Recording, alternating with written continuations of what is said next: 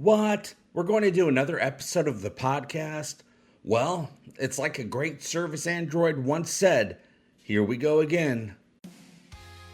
Hey gang, welcome back to Egotastic FunTime, the show where we dive headfirst into all the fun, weird, and sometimes terrifying corners of pop culture, as well as talk about whatever it is I want to talk about because it's my damn show, you guys. Today, we're talking about something that has been living rent-free in my mind over the course of most of my life. Well, two things, actually.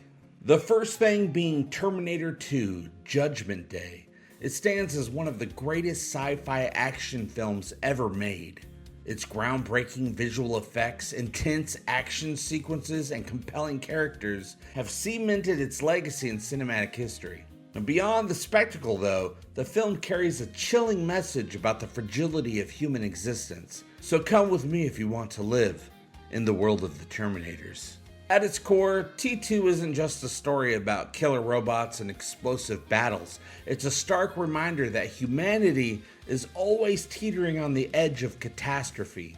One wrong move, the world could spiral into destruction, whether through war, technology, or our own hubris. It's a grim thought, but hey, at least we got one of the best action movies ever out of it. Fun times, right?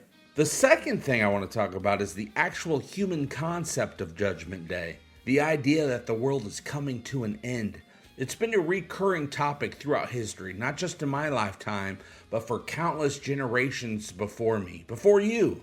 Whether rooted in religious beliefs, apocalyptic predictions, or cultural fears, the idea of an impending end has captivated and unsettled people across different eras. It has been a source of both hope and dread, sharing how societies view morality, justice, and the ultimate fate of humanity.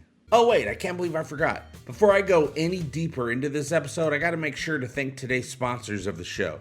Men, in the future, your systems will never go down thanks to the all-new T1000 ED program. Be the Sperminator of her Skynet because she'll definitely be back and saying hasta la penis before you know it. And for you kids out there who love the apocalypse, you need the Cyberdyne Vault Playset, a diorama of the Cyberdyne break-in scene from T2, complete with miniature figures and destructible props. Alright, Judgment Day. Let's get back to it.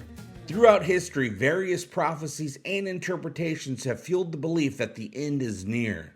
Some see it as a divine reckoning, where good and evil will finally be judged, while others interpret it through the lens of scientific or environmental catastrophe. No matter the perspective, the notion of Judgment Day persists, reflecting our deep-seated anxieties about the unknown and the fragile nature of existence. Now let's be honest, for the last few decades we've been collectively living under this low-key anxiety that the world could end at any moment. Nuclear war, AI, global disasters, reality TV stars becoming world leaders. Even the Terminator himself, Arnold Schwarzenegger, was the governor of California not too long ago. I mean, Judgment Day is practically a weekly event at this point, but back in 1991, T2 made it look cool. I still remember sitting in the theater when Terminator 2 premiered. As a wide-eyed kid, I was just innocently munching on my popcorn when, BAM! Arnold storms onto the screen, half man, half machine, and all badass.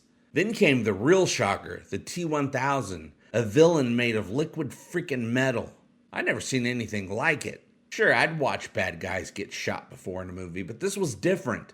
Bullets didn't just slow him down, they barely registered, like he was brushing off bad Yelp reviews. Every moment was more jaw-dropping than the last, and I sat there, completely mesmerized as the future of action cinema unfolded before my eyes. And then, sometime later, a year or two later, things took a little bit longer back then, T2 dropped on VHS, because this was back when you actually had to own movies if you wanted to watch them whenever you wanted. There was no streaming, no on-demand. You had to go to a store and rent a tape and pray that the last guy to rent it wasn't a monster who left fingerprints and mysterious smudges all over it. Be kind, rewind, you guys. But what really blew my mind? Blockbuster Video was selling pre-orders for T2 on VHS for $100. $100 for a single movie. And you know what? People bought it. Because T2 wasn't just a film, it was a cultural event. You had to own it. so you can show it off to your friends like some kind of sacred relic. Behold, I possess Terminator 2. Meanwhile, your friend had to rewind their copy of Home Alone like some kind of peasant. That's a movie for babies compared to the spectacle of Terminator 2 Judgment Day. But let's talk about the real Judgment Day, not just the movie, but the concept. Why are we, as a species, so obsessed with the idea that everything is going to end in a fiery, robot-fueled apocalypse? Is it paranoia? Is it prophecy? Or is it just because Skynet feels more realistic than ever now that our phones are listening to us 24/7? I mean, let's face it, back in T2, we were afraid of military AI gaining self-awareness and launching nukes. Today, we're afraid that AI will steal our jobs, write bad poetry, and send us weird targeted ads. The singularity is here, folks, and apparently it just wants to sell me ergonomic office chairs. But let's get real for a second. One of the best things about T2 is that it wasn't just an action movie. It was about something. It asked big questions. Can we change the future? Is fate real? Or do we make our own destiny? How did Edward Furlong not become a mega superstar after that movie? Oh yeah, being a kid superstar in the 90s wasn't an easy task to come out okay on the other side, I guess. And of course, the biggest question of all. How come we never got another Terminator movie as good as T2? Seriously, Hollywood, you had one job. But let's not get lost in the sequels. Today we celebrate T2 for what it is, a perfect movie. Amazing action? Check. Great characters? Check. Arnold Schwarzenegger riding a Harley while wielding a shotgun? Check, check, and triple check. So what can we learn from Terminator 2? Well, for starters, never trust a robot no matter how much it looks like Robert Patrick. If someone says, come with me if you want to live, maybe consider it. And finally, just in case, maybe don't develop an AI that controls our entire nuclear arsenal. Just a thought. Speaking of AI controlling us, let's talk about the internet. The greatest thing since sliced bread. Then again, sliced bread never threatened to collapse civilization. Yet. But here we are in a world where a single tweet can cause an international incident. And a viral dance challenge might just usher in the apocalypse. So today I pose a simple question. Is the internet truly great if it ultimately destroys the world? Hold on to your Wi-Fi, folks. Let's start at the beginning. The internet was designed to connect people, to spread information, to make the world a smaller, smarter place. Instead, it became the world's largest public tantrum. If you time travel to the early days of dial-up and ask those pioneer scientists what they thought the future of their invention would look like, they'd probably say something like, unlimited knowledge at our fingertips. What they wouldn't say is a global debate over whether a dress is blue or gold that somehow ruins Thanksgiving dinner in households everywhere. And yet, here we are. But let's be fair, there are some undeniable perks to the internet. It's given us instant communication across the planet, access to unlimited knowledge, and most importantly, an endless supply of dog videos. Before the internet, if you wanted to waste time, you had to stare at a wall. Now we can doom scroll through existential dread while sitting in bed at 3 a.m. Ah, progress. And let's talk about memes, because if there's one thing that justifies the entire internet's existence, it's memes. Memes are the modern day hieroglyphics, the way we pass down our cultural knowledge. This is fine, a dog says, sitting in a burning house. That's not just a joke, you guys. That's a philosophy. But as much as the internet has given us, it has also, maybe taken a few things away. Like our sanity and our ability to have a conversation without immediately assuming the other person is a bot. Social media has turned mild disagreements into full-blown wars. Misinformation spreads faster than facts, and we're all just one algorithm tweak away from believing the moon is made of cheese. Seriously, your uncle probably has a Facebook group about it. And then there's the fact that the internet is quite literally warping reality. We've got deepfakes convincing people that celebrities are committing crimes they didn't. AI writing fake news articles with startling confidence, and the influencers somehow making millions by eating food in front of a camera. The simulation is breaking, and we're just scrolling past it. So what happens if this all keeps going? What's the logical conclusion to a world where information is infinite, but truth is debatable? Well, let's just say, if the apocalypse does happen, it'll be live streamed in 4K with an ad for energy drinks popping up right before impact. And the saddest part, we'd all still be scrolling. Oh look, civilization is collapsing. Should I comment? Nah, I'll just like it. So, is the internet great? Sure. In the same way that fire is great, it can cook your dinner or burn your house down. Maybe the answer isn't to unplug entirely, but to use the internet responsibly. But let's be honest, that's about as likely as people agreeing on anything in a YouTube comment section. So until the internet inevitably implodes, enjoy it while it lasts. Post your memes, watch your dog videos, and for the love of all things good, step outside once in a while. And now, if you'll excuse me, you guys, I need to go see what's trending. Because if civilization is going down, I at least want to get some good memes out of it. I'll be right back after the break.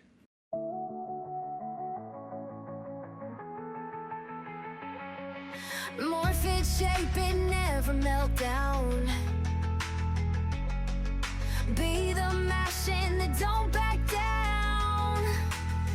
Be the Sperminator, lock and load. No software bugs, you're in beast mode. T1000, never too soon. Melt into action, fill her Cyberdyne vault boom.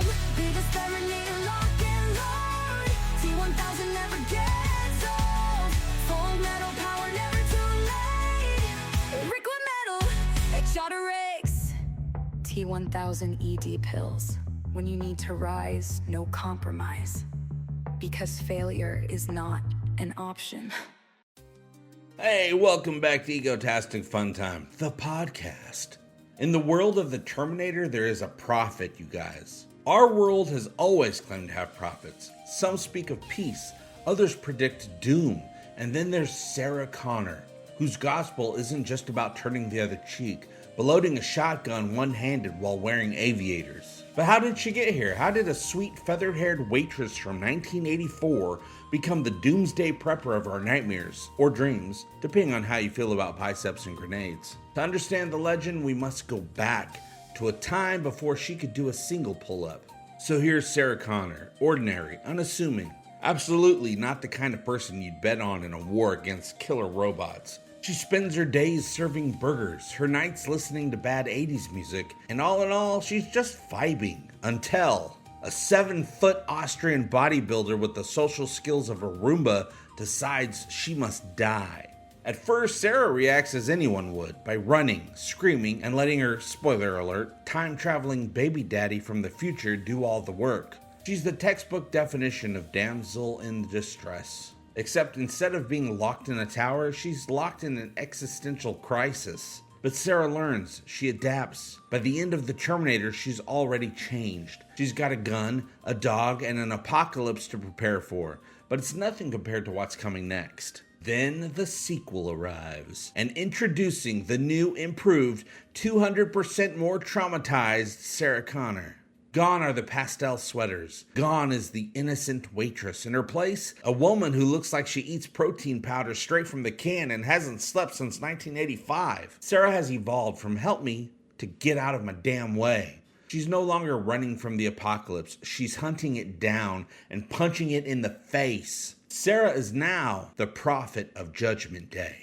She alone understands the truth. She alone carries the weight of knowledge. She alone can terrify a room of men by casually describing the nuclear holocaust over lunch. But she's also, let's be honest, kind of unhinged. Look, we all get stressed. We all worry about the future. Some of us meditate. Some take yoga. Sarah Connor, she breaks into your house and monologues about the extinction of mankind. But we forgive her because she's right. Ultimately, Sarah Connor isn't just a badass, she's a tragic hero. She doesn't fight for herself, she fights for the future. She sacrifices everything, her sanity, her peace, her chance at a normal life just to give humanity a shot at survival. And what's her reward? Being locked up in a mental institution and told she's crazy. Classic. But in the end, she proves them all wrong. She teaches her son to be the leader he needs to be. She destroys Cyberdyne's research. She even teams up with the same model of Terminator that once tried to kill her, in the ultimate enemies to friends redemption arc. It's a tale of growth, of perseverance, of getting so jacked that you can reload that shotgun with one arm like it's nothing. Sarah Connor isn't just a woman. She's a force of nature. She's the mother of the resistance. She's the only person to ever make a tactical vest look fashionable. She is the prophet of Judgment Day, and if we had any sense, we'd all start doing pull-ups right now. Oh, I wish I could do a pull-up, you guys. Let's turn back to Judgment Day, alright? The end of all things, the grand cosmic audit where your earthly balance sheet is tallied and either you ascend to eternal glory or get tossed into the celestial incinerator. Or if you're like me, you become one with nothingness. In the Bible, Judgment Day is the ultimate review session, where the Almighty, who has been silently watching your browser history, finally speaks. There's no customer service hotline, no appeals court. The book of life is closed, and you either pass or get an eternity of technical difficulties involving fire, brimstone, and possibly sentenced to spending forever in New Jersey. Meanwhile, in the cinematic world, Judgment Day has a slightly different but equally horrifying form. One that involves killer robots, time travel, and Arnold Schwarzenegger's disturbingly monotone reassurances. Terminator 2 Judgment Day doesn't just take the biblical concept of divine reckoning, it modernizes it, swaps out angels for Skynet, and replaces the wrath of God with the cold, unfeeling precision of a sentient Windows 95 update gone horribly wrong. Much like in the good book, Judgment Day in T2 is inevitable. Sarah Connor tries to outrun it, rewrite fate, delete cookies, but no amount of lead-laden therapy sessions can change the fact that humanity is doomed to be outgunned by its own creations. And instead of divine intervention, the only thing standing between us and any army of chrome-plated death machines is a cigar-chomping biker bot who can't grasp human emotions, but somehow understands the power of a thumbs up. Let's talk about that for a second. In the Bible, Judgment Day is deeply personal. You stand before God, who presumably says, "So explain that whole skipping church for brunch phase." But in T2, Judgment Day is a numbers game. Skynet doesn't care about your moral compass, your hopes, or your dreams. It simply runs the code. The human race? Control, Alt, deleted. But here's the real kicker. While the biblical Judgment Day promises the faithful an afterlife, T2's Judgment Day just ensures no one gets one. Period. The world ends not with a trumpet blast, but with a nuclear fireball set to Guns N' Roses. There are no pearly gates, no reunion with grandma, no celestial elevator music, just Los Angeles melting like a microwaved action figure, and a haunting reminder that AI might be a bad idea. So, what have we learned? That both versions of Judgment Day aren't ideal? Yes. That free will is an illusion and our fate is preordained by either a divine script or a bunch of ones and zeros? Also yes. That maybe, just maybe, we should be nicer to our Roombas before they unionize and take over? Absolutely. In the end, Judgment Day, whether biblical or T2-esque, comes down to one thing: accountability. And maybe if we learn from our mistakes, we can postpone the apocalypse. Either that or we invest in a lot more Arnold Schwarzeneggers. And possibly a firewall upgrade. Alright, let's move on. Terminator 2 Judgment Day has three very interesting themes in its story, you guys. It's a film about fate, free will, and the many creative uses of liquid metal. If Aristotle, Nietzsche, and Kant sat down to watch it, they'd have some thoughts, probably right before getting distracted by the minigun scene. At its core, the movie wrestles with one of life's biggest questions. Are we truly free, or is everything predestined? Can we change the future, or are we all just meat puppets on an assembly line to doom? Sarah Connor thinks we can break the cycle. No fate but what we make, a rebellious slap in the face to destiny. If you think about it, she's basically a Terminator hunter who's also a motivational speaker. And yet, let's examine the evidence. A killer robot from the future shows up, warning that Judgment Day is coming. This alone suggests that, in some way, the future is already written. Otherwise, how does one send a murderbot through time like an Amazon Prime package? On the other hand, Terminators are notoriously bad at not changing history. Skynet keeps trying to ensure its own rise, but every time it sends a robot back, humanity just delays the apocalypse. Maybe Skynet is caught in its own cycle, like a guy who keeps setting his alarm clock early, but still manages to hit snooze through the singularity. Then there's the T-1000, an advanced AI who should know better, but spends its whole existence trying to complete a mission doomed to fail. It doesn't question its fate, it just follows orders, unburdened by existential crisis. The T-1000 isn't pondering if it has free will. No, it's too busy stabbing people and morphing into floor tiles. Meanwhile, John Connor is the literal embodiment of paradox. He exists only because the past couldn't be changed. If the first Terminator hadn't gone back in time to try and kill Sarah, Kyle Reese wouldn't have traveled back at all, and John himself wouldn't have been born. He's the chosen one of an unchosen path, a walking contradiction who fittingly spends much of the movie on a stolen dirt bike. So if we listen to Sarah, we can change the future. If we listen to the fact that time travel is happening, it seems like everything is inevitable. But if we listen to the T-800, the answer is much simpler. Hasta la vista, fate. In the end, Terminator 2 suggests that free will can triumph, but only if we fight for it, and preferably with grenade launchers. Judgment Day is coming, but maybe we can kick destiny in the teeth and say, not today, Skynet, not today. Or maybe the real lesson is that robots really shouldn't time travel, ever. And now for another word from our sponsors.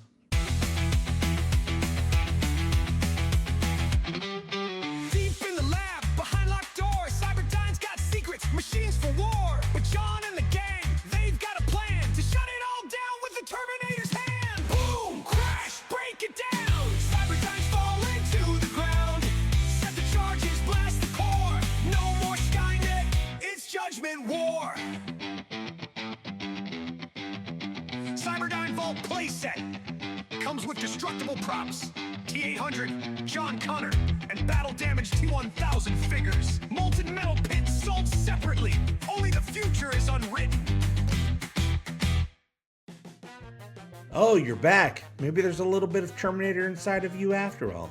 Since the dawn of time, or at least the dawn of the 1980s, humanity has had one great fear, that our own creations would rise up and destroy us. This is what we've been talking about in this groovy fun episode of Egotastic FunTime, and it's best represented in the 1991 cinematic masterpiece, Terminator 2, Judgment Day, where an AI called Skynet goes full-on teenage rebellion and nukes the entire planet. A little extreme? Sure, but hey, sometimes you gotta make a statement.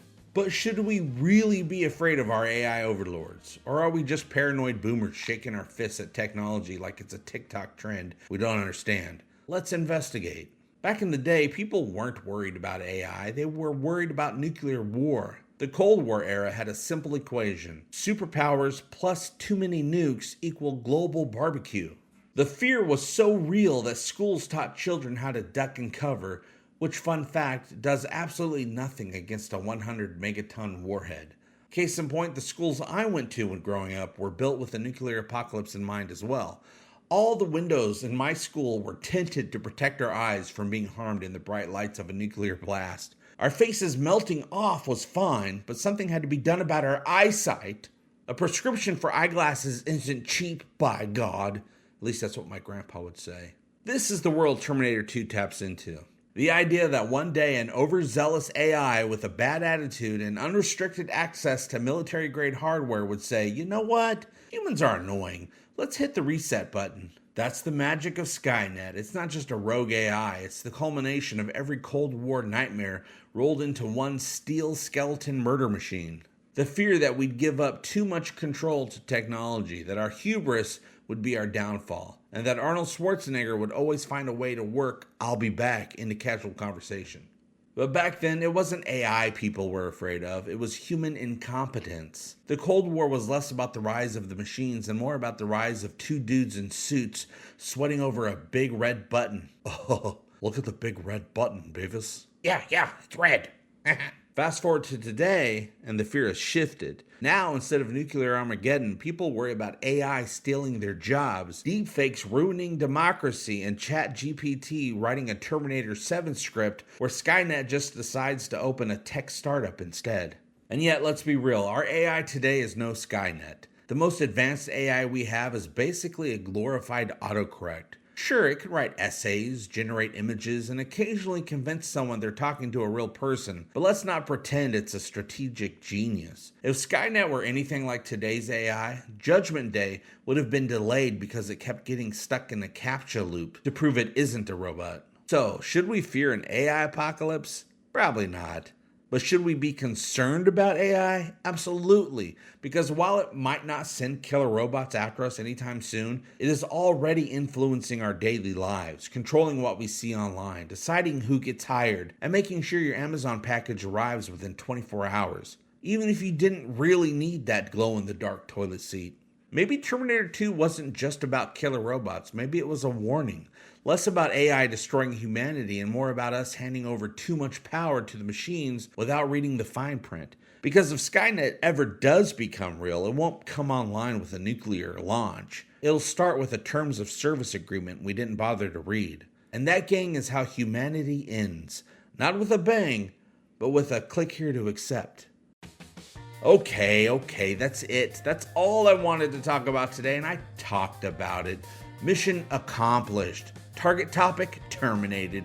You stuck around? You listened? You liked? You subscribed? Affirmative. You are now part of the Egotastic FunTime resistance. And hey, you got a mission for me? A topic you want infiltrated in a future episode? Drop it in the comments. Maybe you'll fuel the fire. But let's be real. I'm already running at maximum inspiration. I'm kind of awesome. And I can't leave this episode of the podcast without saying I'll be back. And as always, may all your times be egotastic fun times. Hasta la vista, baby. Love you. Bye-bye.